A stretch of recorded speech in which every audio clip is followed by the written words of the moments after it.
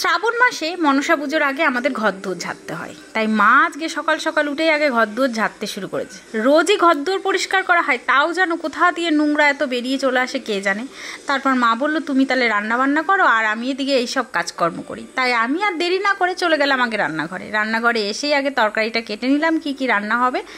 এই ফাঁকে ভাতটাও বসিয়ে দিয়েছিলাম, তাই ভাতটা তাড়াতাড়ি করে আগে নামিয়ে নিলাম আর এদিকে রান্নাটাও করে ফেললাম। আমার না বেশিক্ষণ রান্নাঘরে একদম ভালো লাগে না, তাড়াতাড়ি করে রান্নাবান্না করবো আর রান্নাঘর থেকে বেরিয়ে যাব, কেন কি জানি ভালো লাগে না বেশিক্ষণ থাকতে। এদিকে রান্না হয়ে গেল আর আজকে করেছি আলু দিয়ে পনির দিয়ে তরকারি আর এদিকে পটল ভাপা সর্ষে আর পোস্ত দিয়ে। দেন সন্ধ্যেবেলা হাজব্যান্ড কাজ থেকে আসার পর আমাকে বলছে একটুখানি চা করে দাও, আর ওকে এখন চা আর মুড়ি দিয়ে দিলাম। আর আমি খুব একটা চা মুড়ি খেতে ভালোবাসি না, চা তো খুব একটা ভালোই লাগে না, যদি নিজে একটু চা করি তারপর আবার একটুখানি খাই।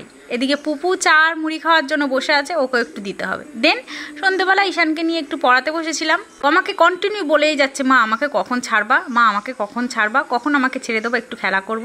আসলে দিনের বেলা সেরকম একটা সময় পাই না, তো স্কুল পড়া নিয়ে রাত্রেবেলা পড়া হয়ে গেলে আগে বলবে একটু খেলা করি।